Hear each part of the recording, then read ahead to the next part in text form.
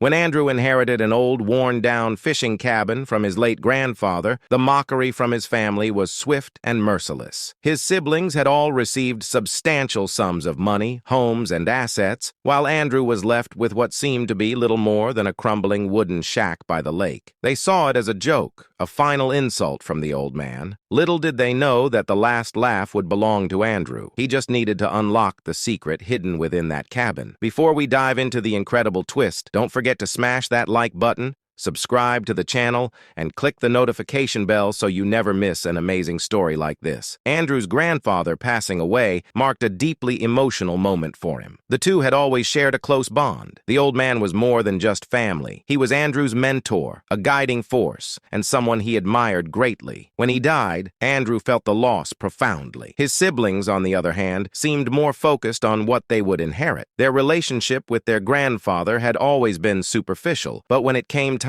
to divvy up his wealth, they were first in line. The day of the will reading arrived, and as Andrew walked into the notary's office, he wasn't surprised to see his entire family already seated, eager for their share. His grandfather had been a wealthy man, and everyone was expecting their slice of the pie. The mood in the room was tense but expectant as the notary began reading out the will. Andrew's father and mother were first, each receiving $500,000, more than enough to secure their comfort in life. His brother followed, inheriting a vacation home on a pristine beachfront property worth at least as much as the cash. His sister was next, getting $100,000 in cash and both of the family's luxury cars. They were all thrilled with their generous inheritances, and their smug glances at Andrew seemed to suggest they already knew what was coming for him, something far less. Then came Andrew's turn. The notary paused for a moment, looking directly at Andrew with a serious expression before opening the envelope that contained his portion of the will. The room grew quiet, his family leaning in to see if he would join them in wealth. But when the notary read out loud, the news was met with laughter. "To my grandson Andrew, I leave the old fishing cabin and the deed to the small lake area surrounding it." That was it. No large sum of money, no valuable assets, just an aging, dilapidated cabin that his siblings had made fun of for years. The room erupted in laughter. Andrew's sister was the first to speak, her voice dripping with mockery. "You got robbed, little brother. A cabin? That's it?" Andrew felt a wave of disappointment wash over him. It wasn't the lack of wealth that hurt. It was the fact that his siblings, who had barely spent time with their grandfather, received so much while he, the one who had been close to the old man, was left with what seemed to be a worthless shack. He had always valued the time spent with his grandfather over any material gain, but now it felt like a cruel twist of fate. Holding back the urge to argue, Andrew left the office in silence. As Andrew drove to the cabin later that day,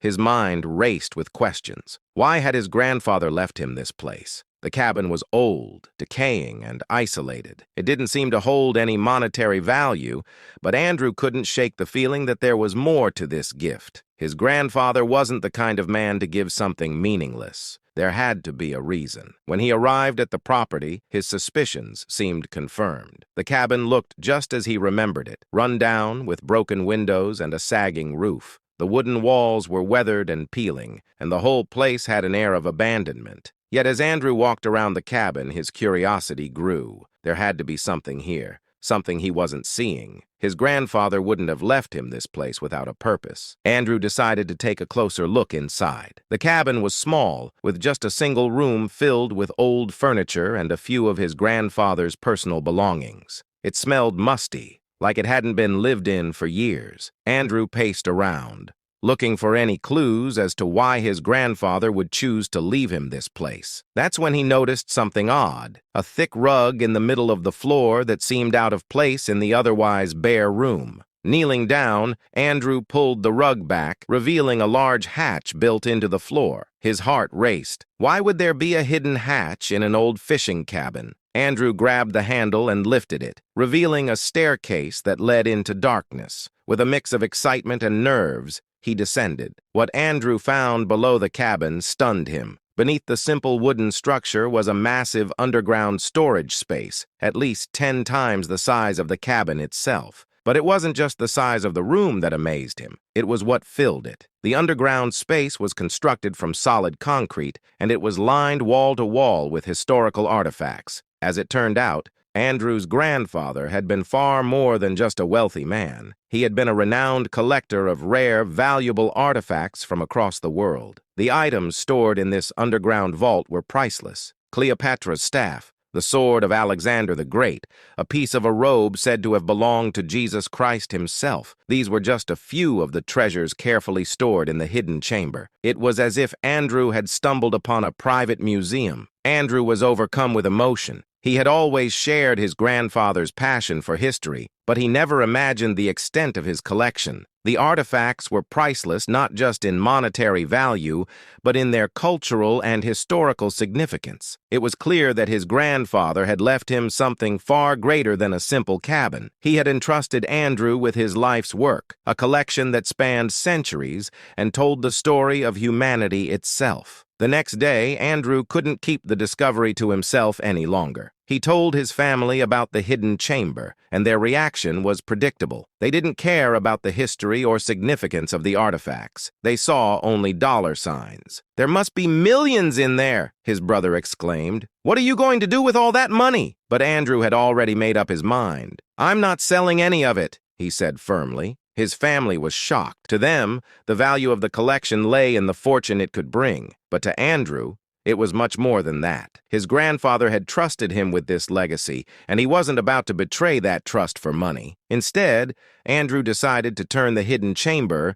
into a private museum. Over the next 6 months, he carefully restored the cabin and built a small, elegant museum next to it. Unlike the flashy, high-traffic museums in the city, this one was different. It was by appointment only, a place for true history enthusiasts to visit and appreciate the rare artifacts in their natural setting. The cabin itself, Andrew left untouched, worn, decaying, and smelling of fish, just as his grandfather had always liked it. In the end, Andrew's siblings may have laughed at his inheritance, but they didn't understand its true value. They saw the cabin as a joke, but Andrew saw it as the key to his grandfather's legacy. He had inherited something far greater than money. He had inherited history, and with it, a piece of his grandfather's soul. Now, Andrew spends his days at the lake, sitting in front of the old cabin in a simple folding chair, watching over the museum and the treasures it holds. Visitors come from all over the world, not in droves, but in small numbers, to see the collection and to experience the passion and care that Andrew's grandfather had poured into it. The cabin may still be a dilapidated wooden shack, but to Andrew, it's a monument to the man who had shaped his life. And as he looks out over the lake, he knows that his grandfather would be proud.